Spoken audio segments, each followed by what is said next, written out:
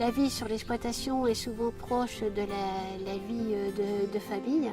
C'est un atout de travailler sur son lieu de travail, mais qui peut également se transformer parfois en inconvénient si on ne respecte pas quelques règles. Donc notre vigilance doit se faire au quotidien pour protéger nos proches, notre famille, nos enfants, parce que les risques sont aussi bien auprès des animaux qu'auprès du matériel, que les produits phytopharmaceutiques qu'on utilise sur les exploitations. Donc tout cela pose quelques petites astuces et conseils de bonnes pratiques pour dire d'éviter ces petits ennuis. Ces témoignages nous aideront à modifier et à améliorer les différentes conditions de travail sur nos exploitations et améliorer aussi la vie au quotidien.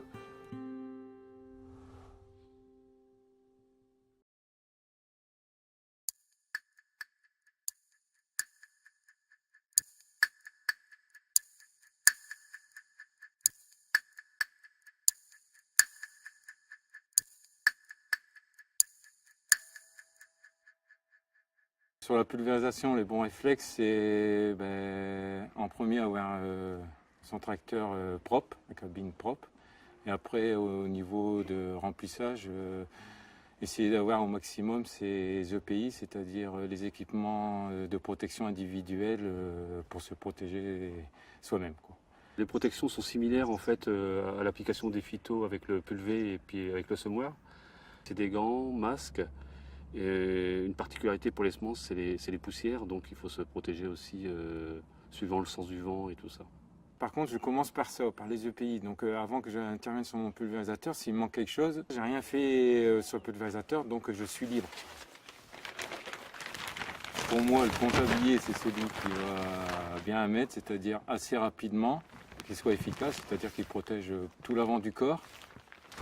J'aime au maximum les produits, donc déjà la forme du bidon, la contenance en 5 litres me va bien, ils sont faciles à mettre dans le bac incorporateur. Les bidons de 20 litres déjà sont déjà plus lourds, du fait qu'il n'y a pas d'appel d'air, ça coule par un coup et on est éclaboussé. Donc j'évite ces bidons-là ou en poudre j'évite parce que on a du mal à diluer et on a tendance à avoir des accidents parce qu'on veut le diluer et on s'éclabousse en même temps.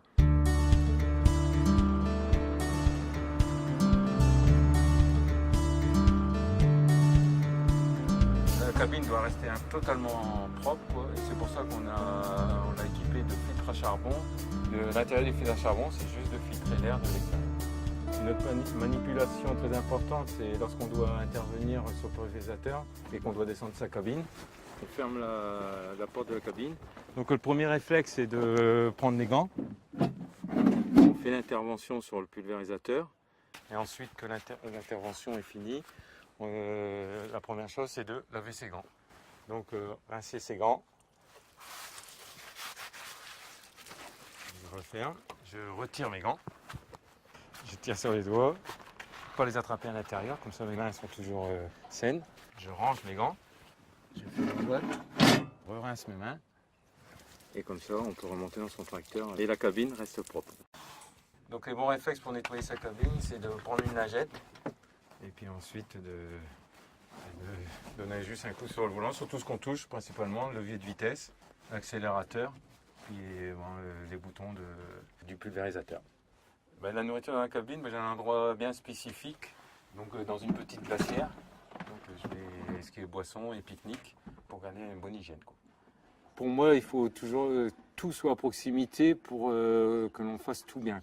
Parce que on est toujours pris un peu par le temps et puis on veut toujours aller vite. Et s'il faut déjà faire 50 mètres pour aller chercher son tablier, on ne va pas le faire.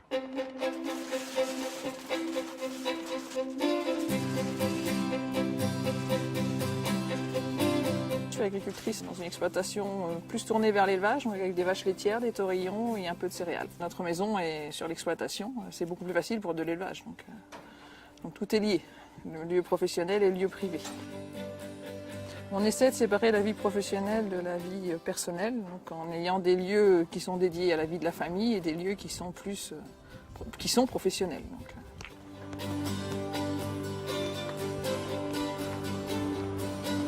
Le corps de ferme n'est pas dans la cour de ferme.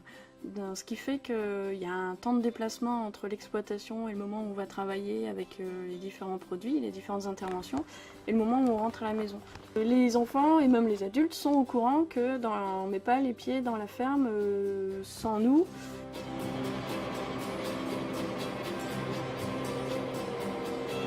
Nous habitons sur l'exploitation, donc il y a un petit peu mélange entre vie professionnelle et vie familiale. Et de ce fait, on a choisi depuis quelques années de différencier l'entrée de l'exploitation de l'entrée de la maison. Dans un premier temps, une entrée professionnelle qui nous permettait de faire passer des outils plus grands et d'autre part, pour la sécurité des enfants, le fait d'avoir une cour séparée, il n'y a plus de contact avec les tracteurs en mouvement. Autrefois, j'utilisais facilement mon véhicule personnel pour aller rechercher mon mari au champ. Et maintenant, le fait que le véhicule utilitaire ne soit plus dans la cour, je vais plutôt aller chercher le véhicule professionnel pour aller le rechercher au champ.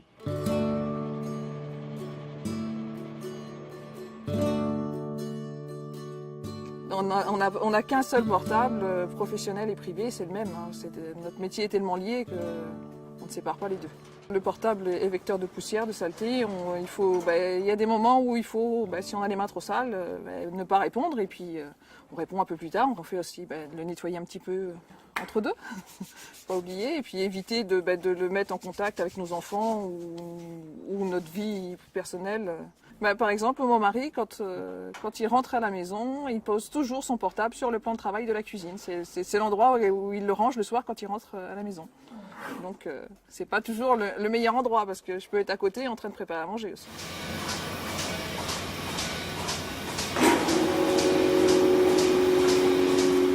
Oui, je porte mes lunettes au quotidien, que ce soit au travail ou à la maison. Donc, je les ai en permanence sur moi. Il suffit d'un coup de queue de vache et puis les lunettes s'en remettent en place. Donc on les touche et on met des poussières ou des microbes dessus. Mon épouse m'a permis de me prendre conscience que les lunettes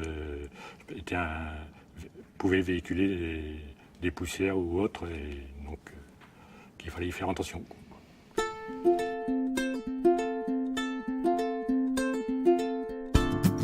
Nous avons des personnes qui viennent travailler lors des plantations et des récoltes. Donc nous avons aménagé un local pour qu'ils puissent se changer, tirer leurs chaussures, leurs bottes et également se laver les mains. Et comme ça, lorsqu'ils rentrent chez eux, ils ne salissent pas leur véhicule. C'est vrai que mon épouse m'a bien fait prendre conscience des dangers des phytos et je fais très attention de ne pas rentrer les mains souillées chez moi. Et il en est de même quand je reviens de l'élevage, de faire attention à tout ce qui est microbes. À chaque fois, avant de rentrer, en fait, on se lave les mains, on change de tenue pour qu'une fois qu'on rentre dans la maison, ce soit un lieu qui soit à part. Si on fait attention, si on prend les différentes précautions, normalement, il ne doit pas y avoir de soucis. Donc on va retirer la combinaison, les gants ils sont restés sur le lieu de travail. Donc quand on remonte, normalement, on est propre.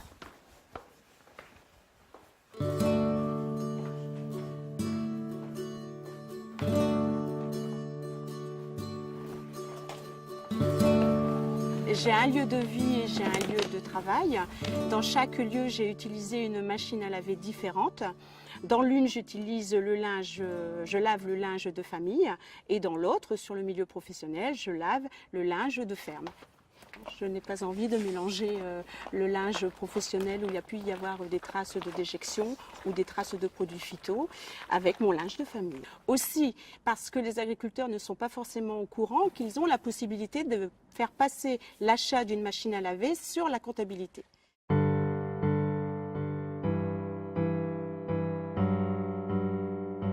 En tant que femme, aujourd'hui, on fait attention à ce que quand on rentre à la maison et quand on prend les enfants, on soit propre, qu'on soit lavé les mains, voilà, on s'est changé pour que on laisse pas des matières actives après les traitements phyto ou même de la poussière après avoir trier des pommes de terre ou autre chose. Donc on essaie d'être propre avant de prendre les enfants.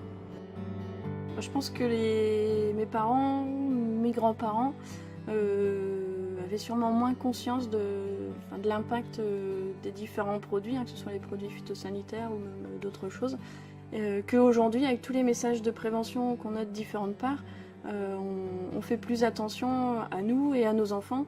On dit au grand-père, oui, tu peux prendre ta petite fille si tu t'es lavé les mains, quoi. Mais comme pour tout le reste, de toute façon. Et des fois, il rentre, il est peut-être pas toujours très, très propre. Donc il remet un torchon, une protection, ou voilà, où il retire son pull pour pouvoir prendre la petite dans ses bras. Aujourd'hui, on a de plus en plus conscience des risques qui sont pris. Déjà le matériel, puis comme dans tout métier, on a une prise de conscience des risques phytosanitaires, des risques d'emploi d'engins. Donc l'éveil de la conscience est important. Et pour essayer de modifier, on ne veut pas donner des ordres, on veut simplement aider les gens à réfléchir pour modifier leurs habitudes, leur quotidien et amener des petits gestes simples qui peuvent ils seront les premiers bénéficiaires. J'y crois fermement et c'est tout notre travail qui a été mené pour sensibiliser les gens et qu'ils aillent dans ce sens-là. À nous d'adapter et de prendre un temps pour réfléchir aux meilleures conditions et se faciliter la vie.